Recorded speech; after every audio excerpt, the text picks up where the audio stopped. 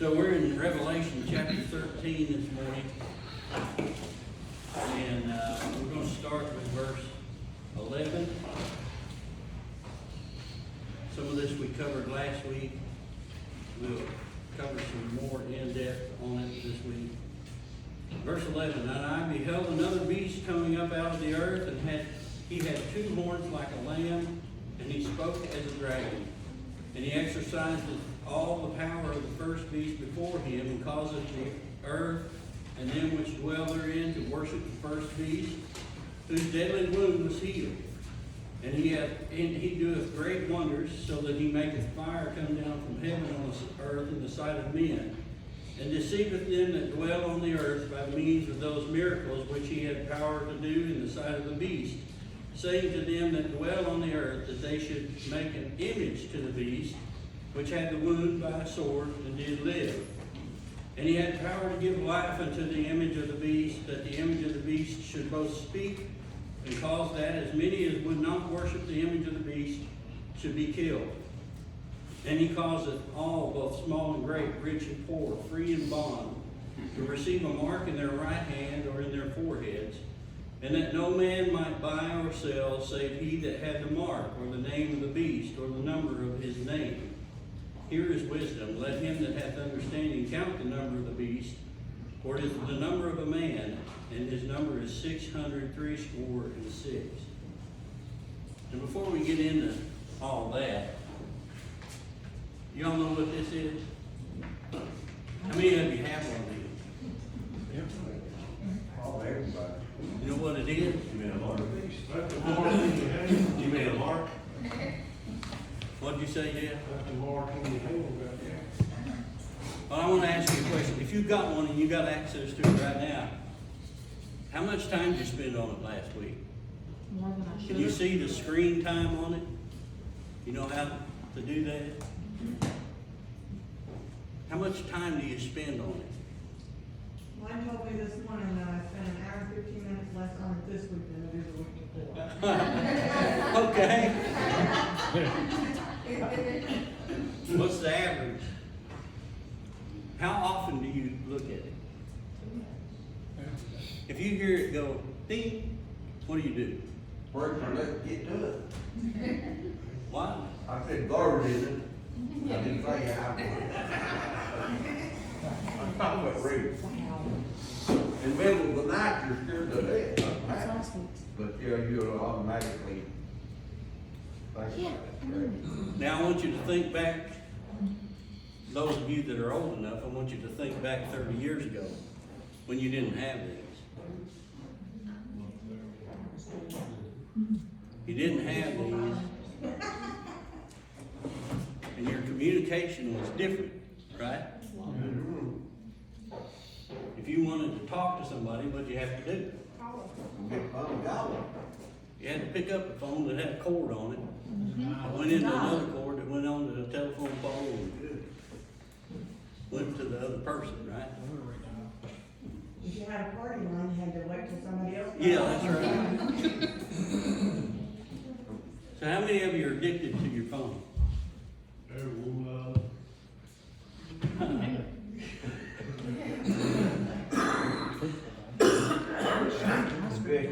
How many of you are just thinking you're not addicted to it?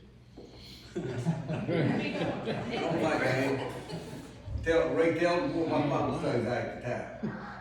How much time do you think in the average lifetime a person that's 10 years old, that's about the time they get phones now, these kind of phones, how much time will they spend on it in their lifetime?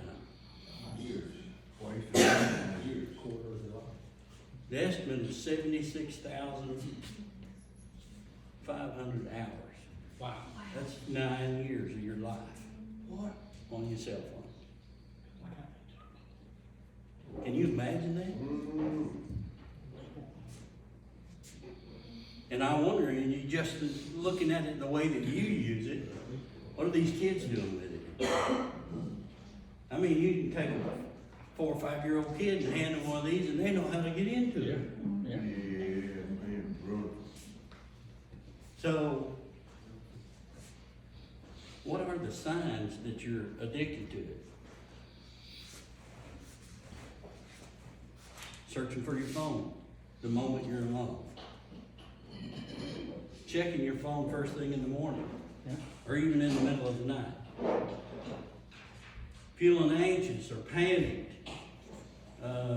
upset or short-tempered when you can't find your phone and respond to notifications immediately.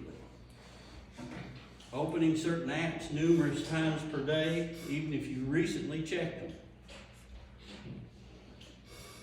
Spending more and more time on your phone. Using your phone in inappropriate places like the bathroom, church,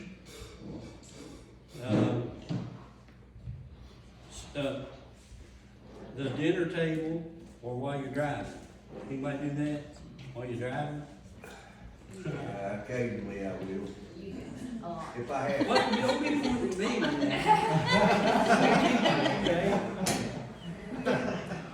I'm afraid y'all read. If you drive Yeah, 90 but miles an hour. nowadays, Tim, the phones connect, most cars have a screen, so the phones just connect automatically to your CarPlay. It's still or connected whatever. to the phone. Yeah. It's not your car's fault. Well, I They'll make check put my a phone, dog it just story. comes across the screen. Getting defensive or upset when people express concern over your phone use. Don't. Trying to hide your smartphone from others. Continuing to use your cell phone excessively despite negative consequences, depression, anxiety, lost time, trouble completing tasks, poor sleep, reduced ability to concentrate and think deeply or creatively. When you try to limit your use, you relapse quickly. Wanting to use your phone less and knowing it's not a healthy behavior, but you can't seem to stop. All signs you're addicted to your phone. You know, when we read this passage, and we talked about the false prophet last week, and setting up the image for everyone to worship, a lot of people think of it or thought of it in the past as some kind of a statue or some kind of an image. Well, how would that be possible for everyone in the world to worship that? That's sitting in Israel that they've never seen before. Yeah. But you know what? If it's controlling this, Yeah. it can control you. Right. That's right. Never thought of that. Back years ago, when these things started getting prevalent in homes, and I can remember some of this when I was a kid. A lot of preachers preached on the TV as Yeah. being that evil. And they'd take the TVs out of their houses and go burn them, just Yeah. like they would books and so and so, Yeah. so on. But now this is connected to this, that's connected to the web for the whole world. So when the image is set up, whatever it is, whatever it may be, it will be physically able. Let me ask you this. How many times have you been talking about something and pick up your phone and you Yeah. look at it and there's some kind of advertisement for something you talked about? They know one thing you say. How does that happen? They listen in on it. They hear it. Somehow or another, the big. Joe Biden, yeah. I believe that now. I'm telling you, it happened to me a whole lot. I don't know what you got with it. Just. I done a that ain't test. coincidence. I done a test on this myself, so it's not scientific, okay? But I set my phone in between me and Donna's chair one day, one Sunday, and I asked the question, which is the better camera, a Nikon or a Canon? And I didn't say anything else. And it wasn't 10 minutes later I started getting advertisements for both of us. Mm-hmm. That's weird, Yeah. but it happens. It's everything. We all know it happens. It's everything. We all know that, see, if this is linked to that, and you got this on and it's linked to that, it knows you. It knows what you're talking about.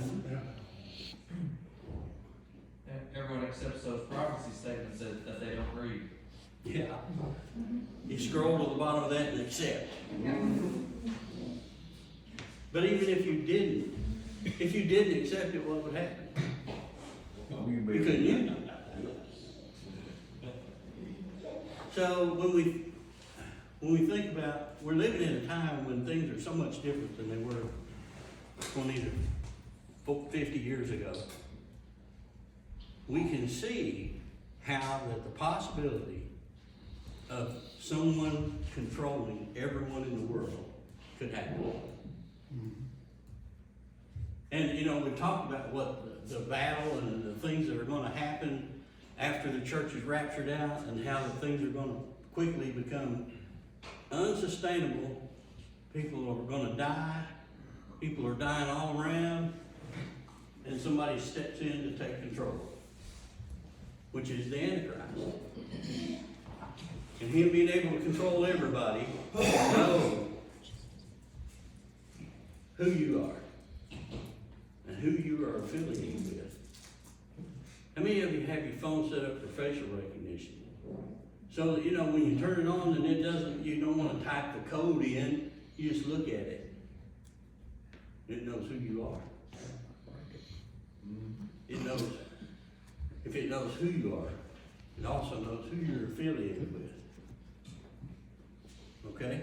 We see things happening all the time about lists that are being made about people in America and what group you're associated with, what type of religion you are, what type of political person you are. All of those things are stored. They know about you. So when we think about the false prophet setting up the image of the beast, I think it's going to be like a humanoid image of the Antichrist, because it's not going to be an image of the false prophet. It's going to be an image of the Antichrist. Some type of artificial intelligence that sounds and acts like the real person. And he'll deceive people into worshiping it and the beast it represents. Paul said in 2 Thessalonians chapter 2 that the beast, that said God is the one who gives the beast the ability to do these signs to delude those who don't believe. Those who refuse to worship the image of the beast will be executed according to the beast's instruction. This doesn't mean that every believer at the time will be killed, but many will be. He will restrict commerce for those who don't worship the Antichrist. You know, when you stop and think about how scary that is, that they know everything about you, then they have the ability to tell you what you can and can't do. Now, that sounds kind of far-fetched, but it's not. Because you see, the Holy Spirit is gone from the earth. The devil reigns. Satan reigns. And the ability to have people believe a lie will just be normal. The choice of taking the mark of the beast or not taking the mark of the beast will be difficult. The choice of these parts of the body in the right hand or in the forehead probably has to do with conspicuousness, since it would be difficult to hide. And since it would be, by all, John didn't mean every human being alive receives the mark of the beast, but he's simply including all classes of humanity. And so, you think about what the mark of the beast is, and I've heard all my life, the 666, and you know, people speculating on what it actually is. It's not really the number 666, but it could be. When you stop and think about facial recognition that you have on your phone when you're walking down the street and there's cameras everywhere that have facial recognition on them. They can see who you are, where you are, and what you're doing.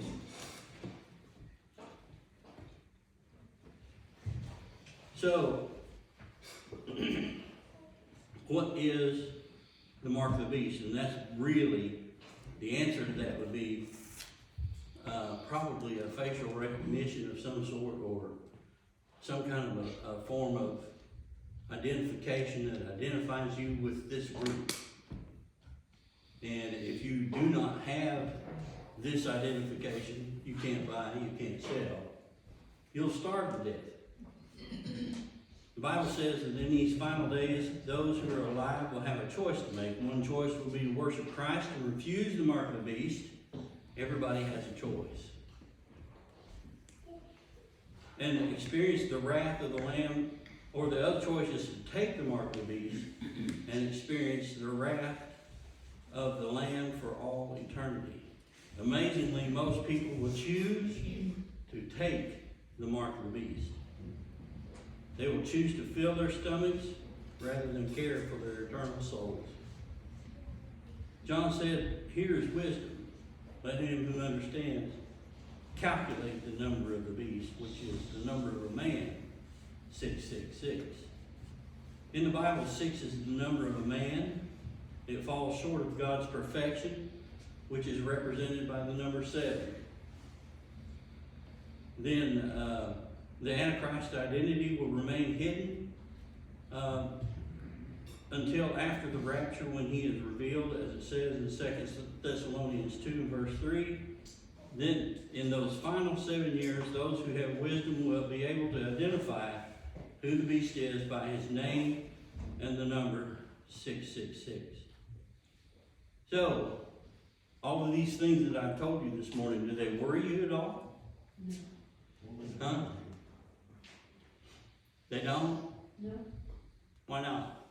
because we'll be called out. That's right.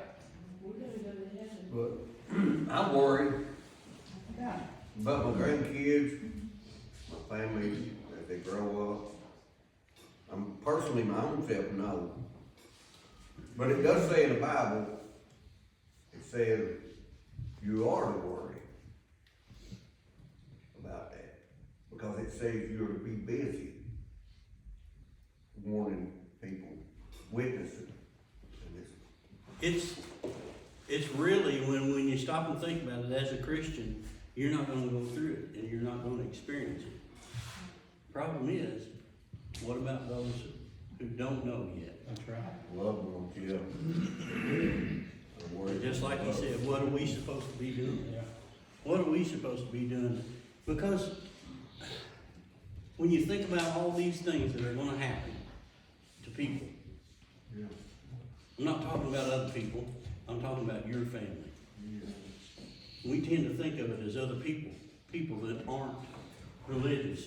The fact is, it's us, our families, that may be going through this.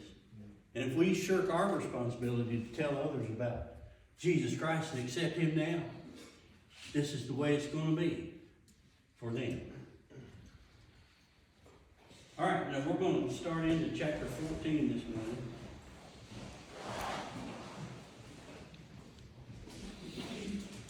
This is a little bit different. It's like a change in scenery again. In Revelation chapter 14, starting with verse 1, "And I looked, and lo, a Lamb stood on the Mount Zion, and with him 144,000, having his Father's name written in their foreheads. And I heard a voice from heaven as the voice of many waters, and as the voice of a great thunder. And I heard the voice of harpers harping with their harps. And they sung as it were a new song before the throne and before the 4 beasts and the elders. And no man could learn that song but the 144,000 which were redeemed from the earth. These are they which were not defiled with women, for they were virgins. These are they which follow the Lamb whithersoever he goeth. These were redeemed from among men, being the firstfruits unto God and to the Lamb. And in their mouth was found no guile, for they are without fault before the throne of God. And I saw another angel fly in the midst of heaven, having the everlasting gospel to preach unto them that dwell on the earth, and to every nation and kindred and tongue and people, saying with a loud voice, Fear God and give glory to him, for the hour of his judgment is come, and worship him that made heaven and earth and the sea and the fountains of waters. And there followed another angel, saying, Babylon is fallen, that great city, because she made all nations drink of the wine of the wrath of her fornications. And the third angel followed them, saying with a loud voice, If any man worship the beast and his image, and receive his mark in his forehead or in his hand, the same shall drink of the wine of the wrath of God, which is poured out without mixture into the cup of his indignation, and he shall be tormented with fire and brimstone in the presence of the holy angels and in the presence of the Lamb. And the smoke of their torment ascended up forever and ever. And they have no rest day nor night, who worship the beast and his image, and whosoever receiveth the mark of his name. Here is the patience of the saints. Here are they that keep the commandments of God and the faith of Jesus. And I heard a voice from heaven saying unto me, Right, blessed are the dead which die in the Lord from henceforth. Yea, saith the Spirit, that they must rest from their labors, and their works do follow them. And I looked, and behold, a white cloud, and upon the cloud one sat like unto the Son of Man, having on his head a golden crown, and in his hand a sharp sickle. And another angel came out of the temple, crying with a loud voice to him that sat on the cloud, Thrust in thy sickle, and reap. For the time is come for thee to reap, for the harvest of the earth is ripe. And he that sat on the cloud thrust in his sickle on the earth, and the earth was reaped. And another angel came out of the temple which is in heaven, who also having a sharp sickle, he also having a sharp sickle. And another angel came out from the altar, which had power over fire, and cried with a loud voice to him that had the sharp sickle, saying, Thrust in thy sharp sickle, and gather the clusters of the vine of the earth, for her grapes are fully ripe. And the angel thrust in his sickle into the earth, and gathered the vine of the earth, and cast it into the great winepress of the wrath of God. And the winepress was trodden without the city, and blood came out of the winepress even unto the horse's bridle, by the space of 1,600 furlongs. Anybody know what this is talking about? Armageddon? Battle of Armageddon? The great battle. So in Revelation 14, John saw a vision of Christ's return to earth to establish his millennial kingdom. I want you to note that the events in Revelation 14 aren't in chronological order. Jesus doesn't return to earth until Revelation 19. And he sets up his kingdom in Revelation 20. John only saw a preview of what is to come, like a trailer for a movie coming out soon. And by the way, this is what we are doing in studying Revelation, is we're letting God remind us of the victory that is still to come. John introduced his first vision there in verses 1 through 3. John saw Jesus standing on Mount Zion, which is the ancient name for Jerusalem. And this is significant because Jerusalem is not only the capital of Israel, but it will be the capital city of the millennial kingdom. And in John's vision, Jesus was surrounded by the 144,000 Jewish evangelists, which we've already studied and talked about, who were saved at the beginning of the tribulation and have the seal of God on them. And these witnesses bear the name of the Father, which indicates they are Jews. They also bear the name of the Son, which indicates they are saved through faith in Christ. God put his seal on these witnesses so that they cannot be killed. John fast forwarded to the end of the tribulation, and he saw Jesus with 144,000. Notice they weren't 143,999. Not one of them had been lost. That's right. And because of that, they sang a new song before the throne in verse 3. So, John describes a song that he heard, and the song description as new, and doesn't refer to the style of song, contemporary versus traditional, or time written, recent, or ancient. The song was new in that it revealed new lyrics, not previously known. In verses 4 and 5, we read that John also saw the purity of God's people. These are the ones who've not been defiled with women. And John specified 3 commandments or commendations for these 144,000 Jewish males. First, they received commendation for their sexual purity. Literally, we could translate verse 4 with women. These are the ones who have not been defiled. Some people would say that this is another example of the Bible, shows how the Bible hates women. But the Bible never denigrates women. In fact, the Bible did something very transcultural in a day when women were thought to be inferior to men by teaching that men and women were equal in God's eyes. There is nothing defiling about having a physical relationship with your wife. But sexual immorality is growing and is going to be rampant during the Great Tribulation, and these 144,000 Jewish witnesses kept themselves pure. All right, let's see how much time I got left. Anybody got any questions about any of that? Any comments?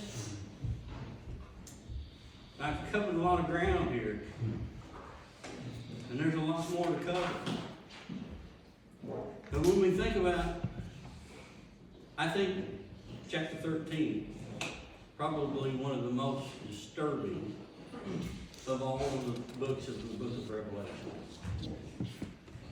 Because of the things that are going to happen and the ease with which the Antichrist and the false prophet and the beast will take control of the people of the earth. And we see it setting up today. We see things happening that will make the way clear for all these things to occur. And we see wars. We're seeing wars going on all over the world. We've got people, we've got fighting men and women in different places all over the world, trying to keep democracy safe. And that's a great thing for us. That's right. But there's going to come a day when there won't be enough. There won't be enough people to protect. Wars and most wars, man. Over the years, over the Middle East, it's a continuous war, ain't it? More wars than they were at war right now. There's always one of those countries fighting out there around Israel. You know, one of the things that's mentioned in chapter 14 is the word or the statement of Babylon, Babylon is fallen. Yeah. Anybody ever thought who that is? I mean, we know that there was a city, a great city called Babylon, right? An ancient city called Babylon. But it's not here anymore. There's still a city in Iraq called Babylon. But it's not got a worldwide influence anymore. And I read an article that's made this statement. And maybe it's so, and we'll talk about this a little more next week. Babylon was always associated with financial superiority. Yeah. They were the center of the world for financial things. Who is the center of the world now for finances? When you think, huh? U.S. Not China. They'd like to be. I'll tell you When you think of the great financial institutions of the world, I'll tell you where. where is it? I'll tell you United States of America. Where is it though? When I say the words Wall Street, New York, yeah. it's really talking about a financial system. The great financial system, Babylon has fallen. There's going to be a collapse of the financial system of the world. And when we talk about Wall Street, we don't think of the street. No, thank you. We think of this huge worldwide structure of finances. So, I'm gonna stop right there, and we'll pick up there.